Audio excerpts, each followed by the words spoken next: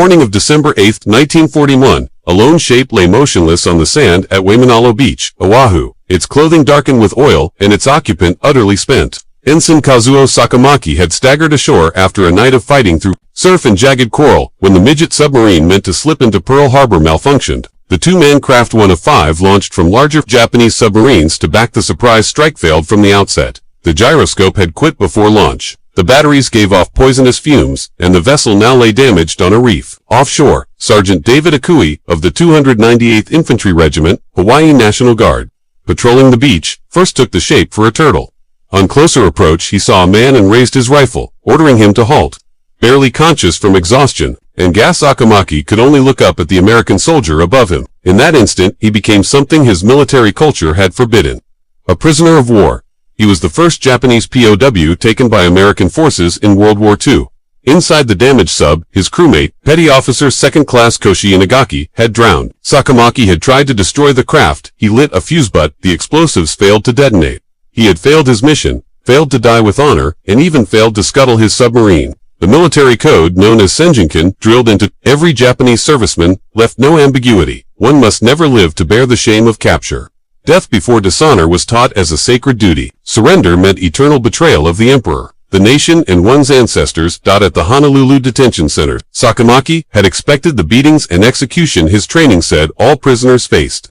Japanese instruction had painted Americans as merciless barbarians. Instead, a Navy medical officer carefully examined his cuts and bruises and treated mild poisoning from battery fumes, gave him fresh clothes to replace his oil-soaked uniform, and put him into a bed with real sheets. He was fed 3 regular meals that surpassed anything he had eaten during months of service. When interrogated, the scene again defied his fears. A Japanese-American intelligence officer, speaking flawless Japanese with a Hawaiian lilt, offered coffee and cigarettes, and asked professional, focused questions about midget sub operations and attack plans. No beatings, no torture, no threats. Time after time, Sakamaki asked for permission to kill himself to restore his honor. Each request was refused politely but firmly. The Americans seemed bewildered by his wish to die. Sakamaki later wrote that he felt he had become a disgrace. Only survivor of the submarine cruise, the one who had not died.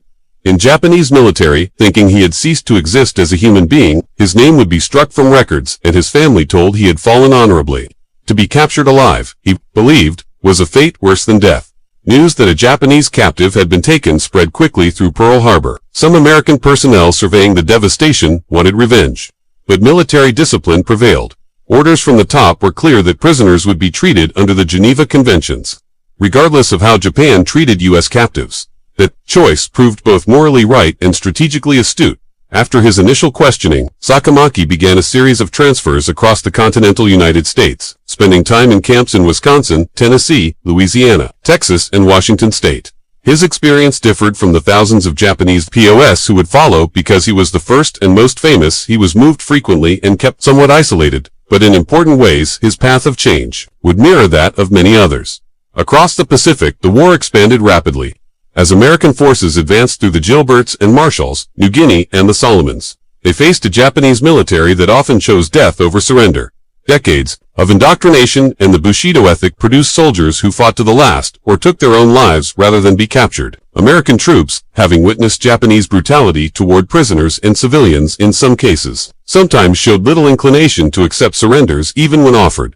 Nevertheless, by 1943, growing numbers of Japanese soldiers were being captured, some too wounded to resist, others isolated and starving, and a few who consciously chose to surrender despite their training. Those taken prisoner confronted not only physical confinement, but a total psychological and spiritual collapse. The beliefs and meanings that had structured their lives suddenly disintegrated. One of the first large groups sent to S camps comprised roughly 2,700 Japanese servicemen concentrated at Camp McCoy, Wisconsin, which became the largest single assembly of Japanese POS on the mainland. Thousands more were held in Hawaii, particularly at Honolulu on Oahu, which ultimately housed nearly 4,000 prisoners of various nationalities, including many Japanese.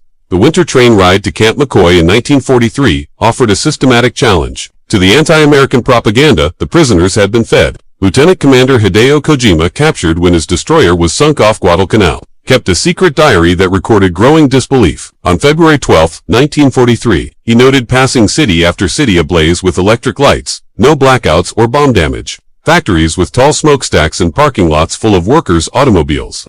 In Japan, we were told American cities were in ruins, and the people starved. He wrote, "But I see wealth beyond imagination. If this is a nation at war, what must their peacetime be?" Private First Class Taro Yamamoto, a rural Kyushu recruit who had never seen a city before the war, pressed his face to the window in wonder. Vast fields worked by huge machines, one American farm with more equipment than his entire village, long smooth roads, countless automobiles, and electric lights in every house and barnwares. In his village only, the headman had electricity. Arrival at Camp McCoy, in the depth of a Wisconsin winter, delivered yet another shock. The camp sprawled over some 60,000 acres, larger than many Japanese towns, but it was the facilities that stunned the newcomers. Heated barracks with electric lights, indoor plumbing with flush toilets and hot showers, an infirmary resembling a modern hospital, recreation halls, libraries, and even theaters. For men who had endured jungle conditions and watched comrades die of untreated wounds and disease, it seemed impossible. Each barracks housed 50 men on double bunks with real mattresses, pillows, and wool blankets, whereas the Japanese military typically issued straw mats and a single blanket. Windows had glass and screens. Heat came from central furnaces. After months or years of sleeping in mud, rain, and sickness, the POWs could hardly take in such comfort. The mess halls in particular caused consternation. 3 times a day, prisoners lined up for hot meals. Rice was served at every sitting as a concession to Japanese tastes, but it came alongside bread, meat, vegetables, milk, coffee, and often desserts. The abundance overwhelmed men used to dwindling rations as Japan's war situation deteriorated.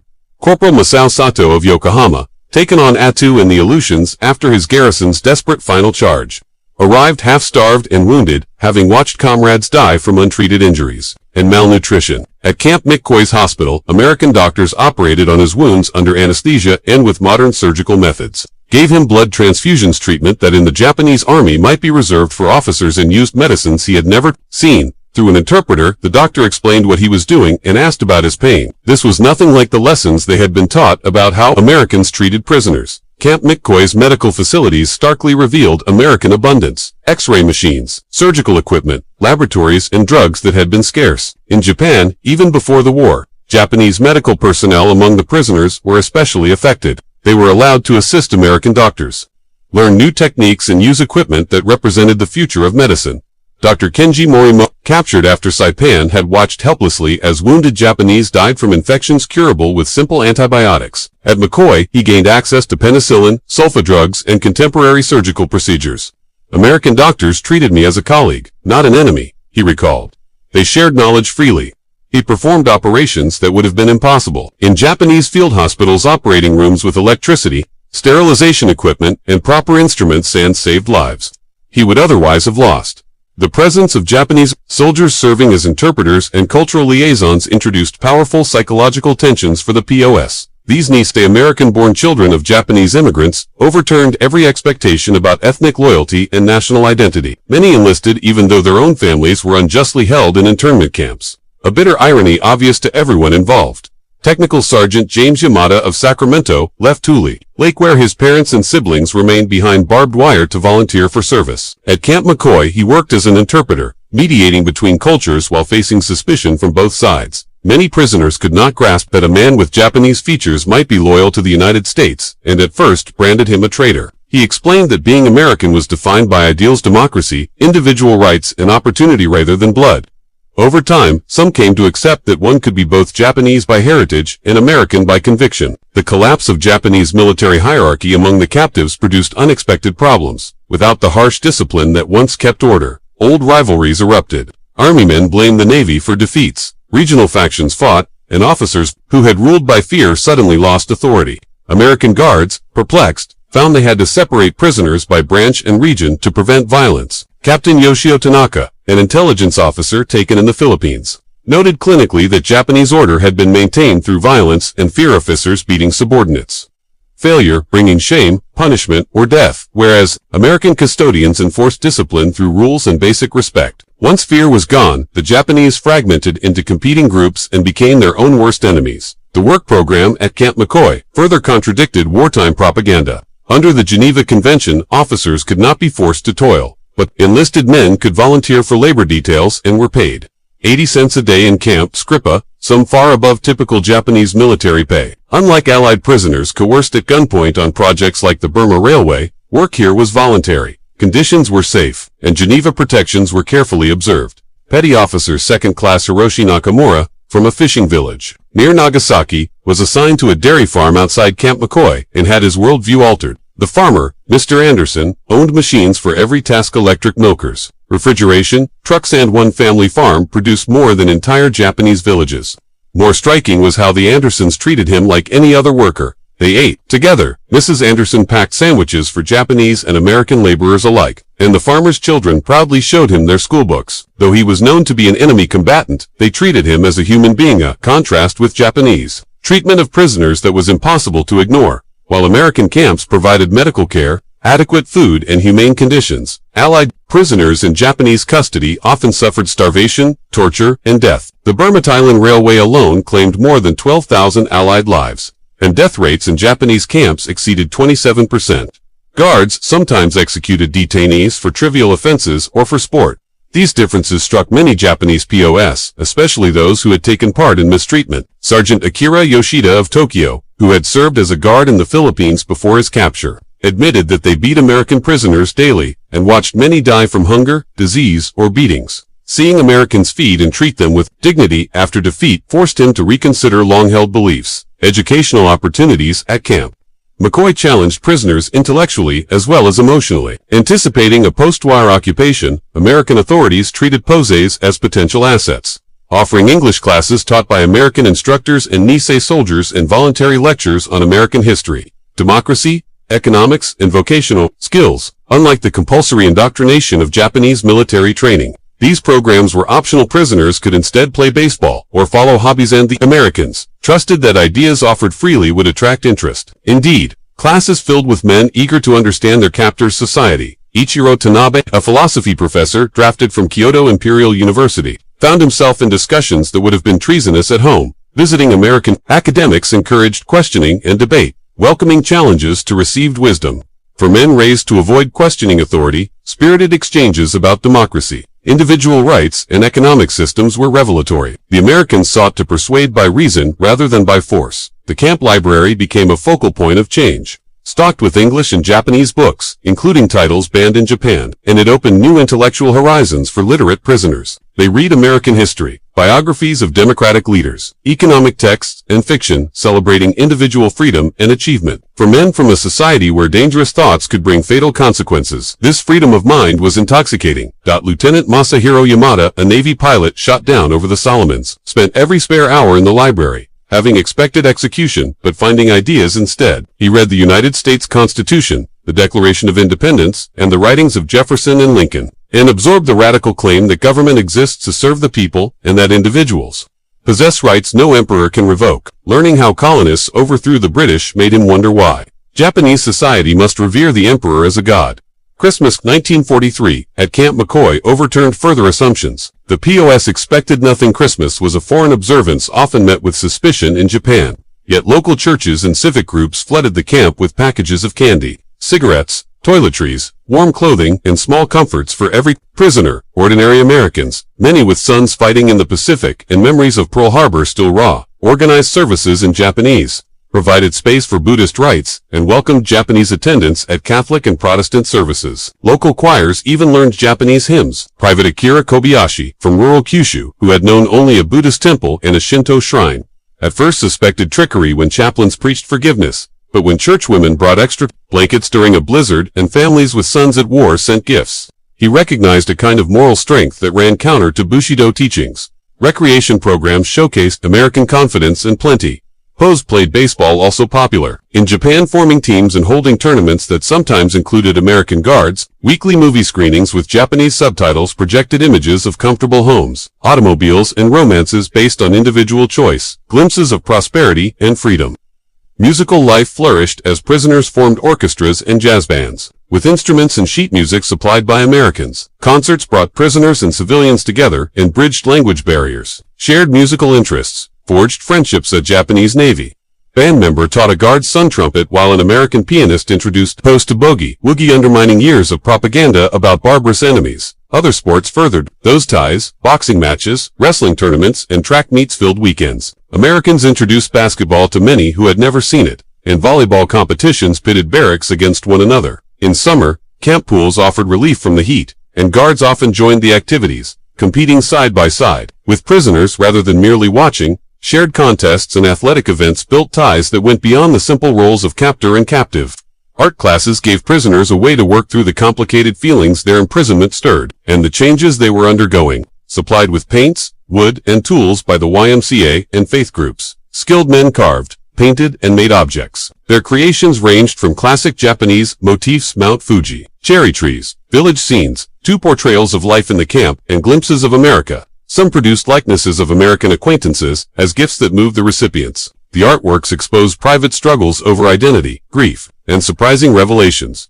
As 1944 moved on, reports from the Pacific made Japan's defeat ever more apparent. Recreation room maps tracked Allied gains, the Marianas lost, the Philippines invaded, the Japanese fleet broken. Prisoners studied those maps with mixed feelings. Each U.S. success meant the homeland's defenses became more frantic. Civilians faced raids and hunger, yet many felt a strange relief as the supposedly righteous war slid toward ruin. Letters that filtered in via the Red Cross brought only pain, accounts of shortages, bombings, and teenage boys conscripted for last-ditch defense. The contrast with life in the camps, safe, warm, and well-fed, was crushing for some. Others were consumed by survivors' guilt, while a number began to imagine how their exposure to American ways might help rebuild Japan afterward. The camp paper, initially a simple bulletin under American oversight, matured into a forum for serious debate. What began as notices about sports and daily life grew, by 1944, into articles about democracy, economic reconstruction, and Japan's future. Prisoners argued over whether democratic institutions could be grafted onto Japanese culture, examined American federalism, and wondered if Japanese prefectures could enjoy comparable autonomy. Conversations that would have been punishable by death at home flourished in captivity. When Franklin D. Roosevelt died on April 12, 1945, Camp McCoy held a memorial. Attendance was optional, yet a majority of prisoners came and stood quietly as Americans mourned their fallen leader. The smooth transfer of authority to Harry Truman, achieved without coup or bloodshed, demonstrated a stability no amount of propaganda could undermine. In Japan, such a succession might have led to chaos and power grabs. In the United States government, simply continued. Commander Kenji Ishikawa, once executive officer on a cruiser sunk in Leyte Gulf, observed Americans grieving, then accepting a new president without upheaval, and it suggested to him that democracy's strength lay in its system, rather than in a single figure. By contrast, Japan's political order seemed perpetually liable to military interference. By spring 1945, more signs of Japan's desperation arrived with new prisoners, tales of kamikaze strikes, civilian drill with bamboo spears, and preparations for a final, brutal defense of the home islands. American invasion plans were increasingly evident, yet camp life went on. Prisoners tended victory gardens, competed in baseball tournaments, and attended classes on postwar reconstruction. The gulf between American composure and Japanese panic could hardly have been clearer. August 1945 brought shocks that stunned the camps. Reports that a single bomb had annihilated Hiroshima were at first dismissed by many as enemy propaganda. But corroboration from newly arrived witnesses made the horror undeniable. On August 9th, Nagasaki too was obliterated. 4 prisoners from those regions' personal grief mixed with the dawning realization that Japan faced forces beyond imagining. On August 15th, Camp McCoy's commanders gathered all prisoners to hear a radio broadcast from Japan. Emperor Hirohito, speaking in formal, courtly Japanese, announced acceptance of Allied terms and the end of the war. Reactions split. Some wept for defeat, relief, or bewilderment. Others were mute with shock. The emperor, once worshipped as divine, sounded like an exhausted elderly man. Beliefs that had driven men to fight and die crumbled. Yet many found themselves alive, fed and treated kindly by foes they had been taught to hate. Lieutenant Yoshiro Sato of Hiroshima later said he felt his world end and begin at once. The emperor was not a god. Japan was not invincible. The Yamato spirit could not withstand atomic weapons. But he had learned English, studied democratic ideas, and made American friends. Perhaps from the ashes of defeat, something better could grow. After surrender, prisoners' legal status shifted. They were no longer labeled enemies but displaced persons waiting to return home. Rather than send everyone straight back, US authorities made a consequential choice. They offered special educational programs to those prisoners who showed openness to democratic thought, preparing a cohort to help lead occupied Japan. In September 1945, Camp McCoy picked its most promising men for transfer to Camp Huntsville, Texas, where about 200 carefully chosen former prisoners from several camps were to spend a concentrated 3-month course in democratic governance, market, economics, and civic life. This was not hollow propaganda but a substantive Effort to equip leaders for rebuilding Japan on democratic lines. The rail journey to Texas exposed the students to another cross-section of American life.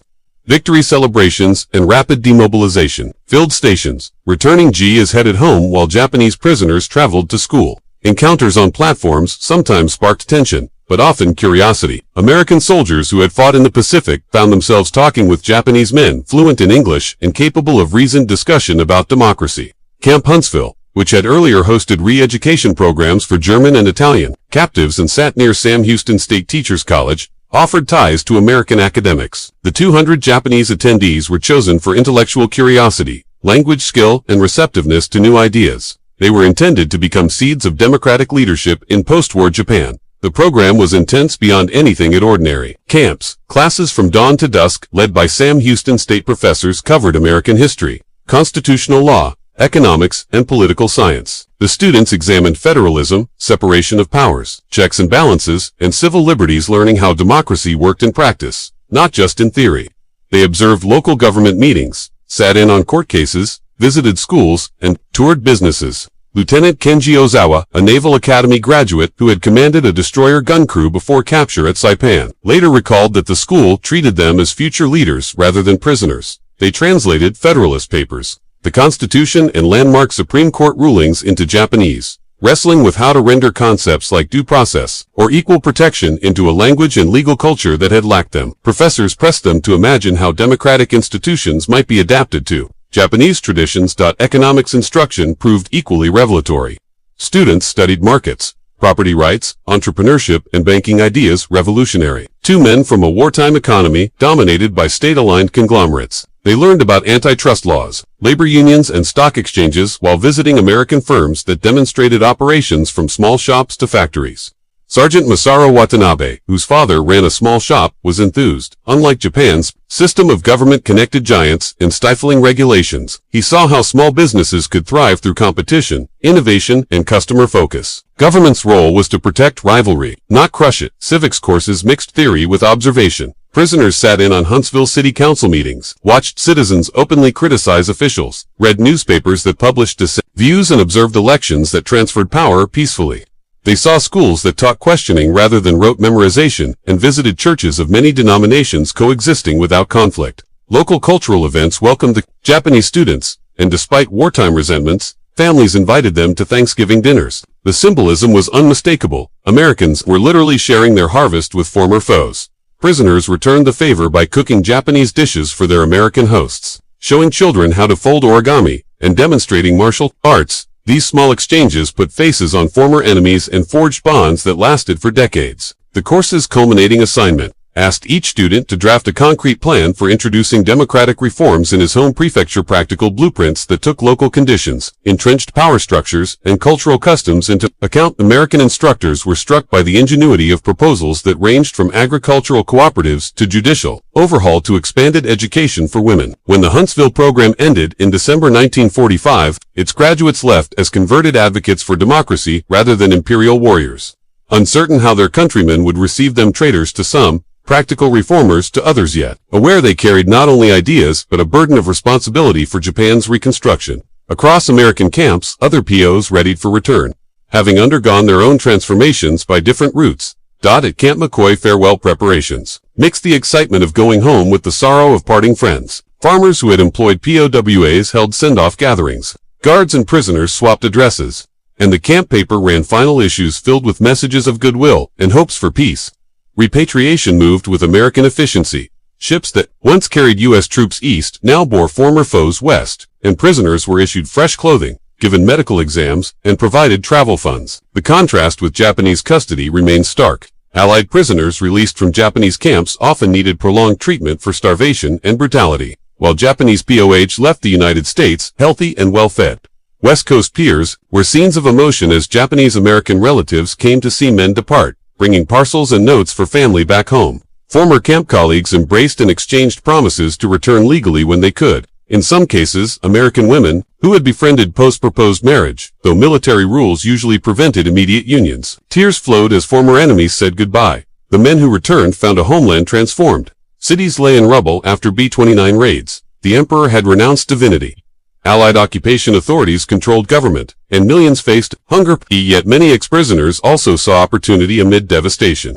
Japan could be rebuilt on different foundations using lessons learned abroad. Their fluency in English and familiarity with American institutions made former POWs valuable intermediaries for the occupation, and General MacArthur's headquarters actively recruited those who could bridge cultures. They drafted papers, interpreted, at high-level meetings, and explained American policies to wary Japanese officials. Huntsville alumni held especially influential posts. A lieutenant named Ozawa helped translate American constitutional concepts into Japanese legal phrasing for the new charter, his study of U.S. constitutional law proving directly useful. Others moved into education reform, economic planning, and municipal reorganization.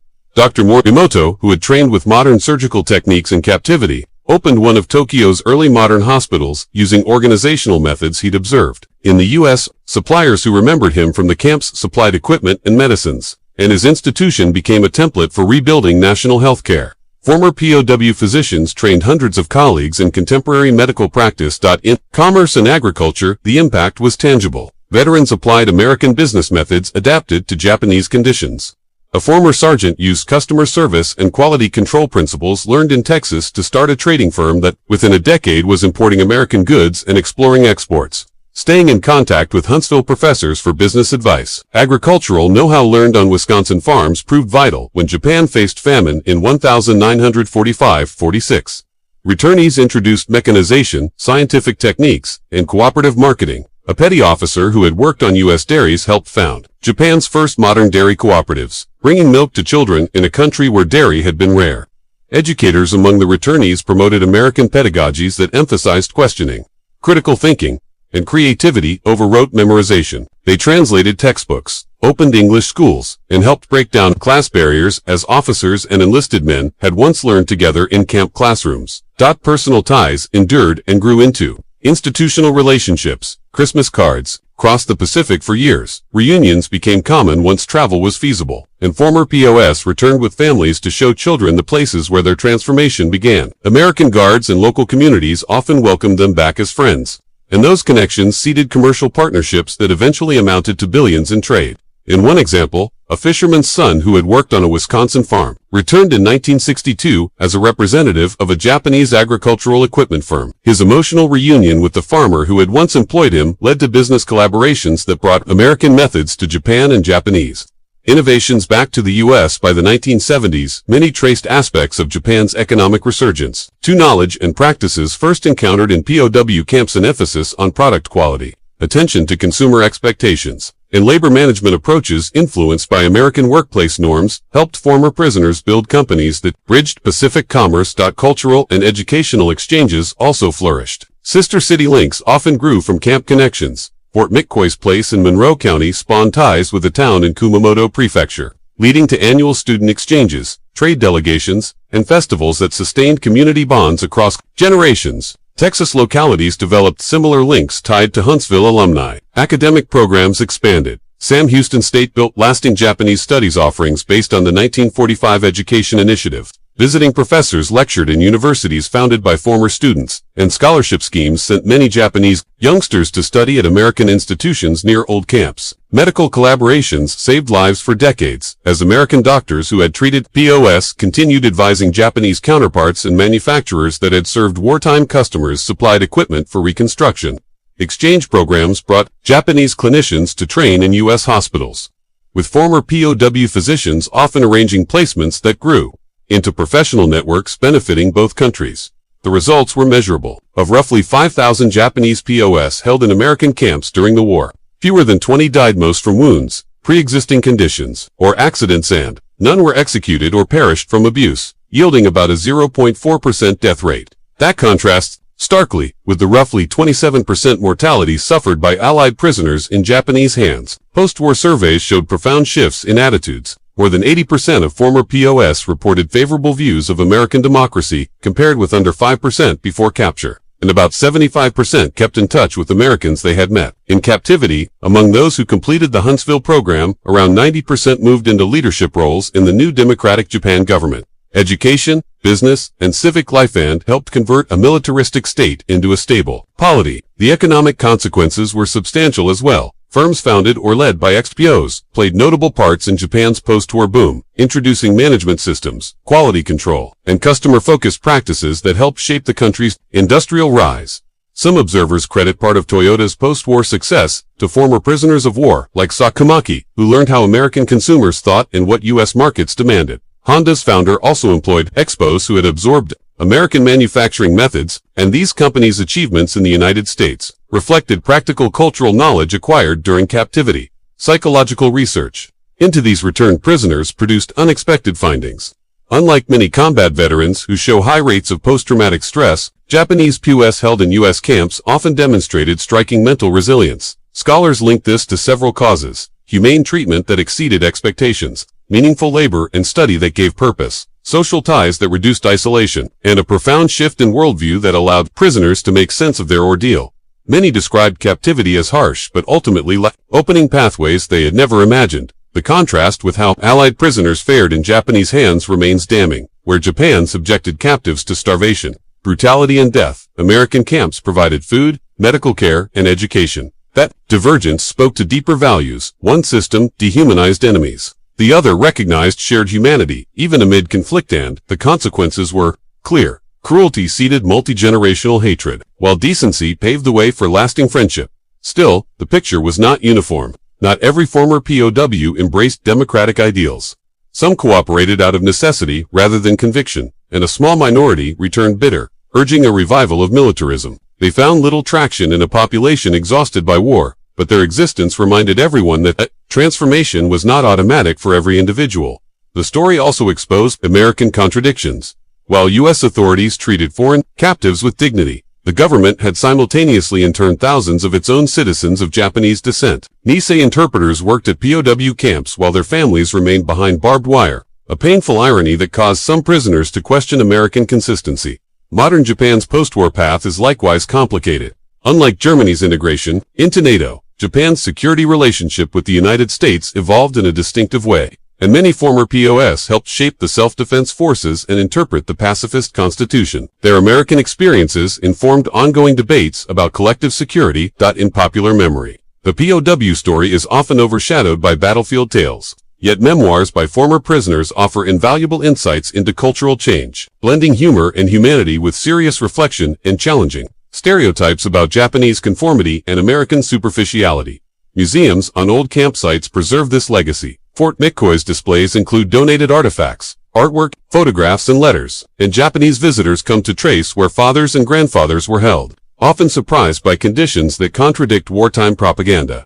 These museums function as places of reconciliation, teaching both American and Japanese audiences unexpected local histories and fostering understanding. Schools in both countries increasingly incorporate POW experiences into curricula. Some Japanese textbooks now acknowledge humane treatment of captives in America, and American schools near former camps include local POW histories. Exchange programs focused on this past bring young people together to learn from those transformations. Business schools study the role ex-POWs played in cross-cultural adaptation. Toyota, Honda, and other firms hired former prisoners into positions that bridged differences, and executives study those cases for lessons in international commerce.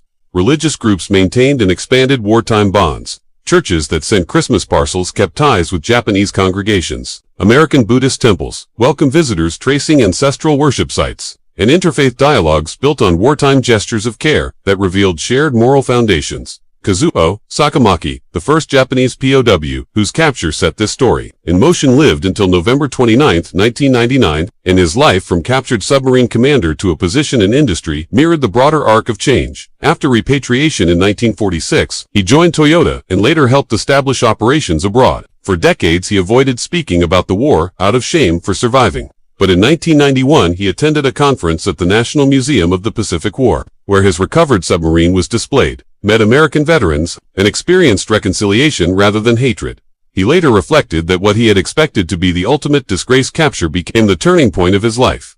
Americans had saved him, shown unexpected kindness, introduced democratic ideas, and opened opportunities that allowed him to build a family, a career, and bridges between former foes. His words echoed in many others' recollections. Men who had been sent to kill found themselves rescued, fed, educated, and offered models for different ways to live and govern. From the ashes of defeat, Japan rose toward democracy and friendship with America. That legacy shows up in concrete waste Toyota plants in Kentucky and Texas, creating U.S. jobs. Sister city ceremonies, celebrating ties across the Pacific, medical collaborations, student exchanges that form cultural ambassadors, and commercial partnerships worth enormous sums. The reconciliation that began in POW camps such as Camp McCoy, Fort Sam Houston and Huntsville helped shape an alliance that changed the world, from the beach where Sakamaki expected to die, to boardrooms where he helped build peaceful prosperity. The arc of transformation ran full circle. Camps long since returned to training, where civilian use still cast a long shadow through the people and institutions they touched. Joint military exercises, classrooms where descendants study together, laboratories where scientists cooperate, and conference rooms where business leaders plan shared growth all trace part of that history.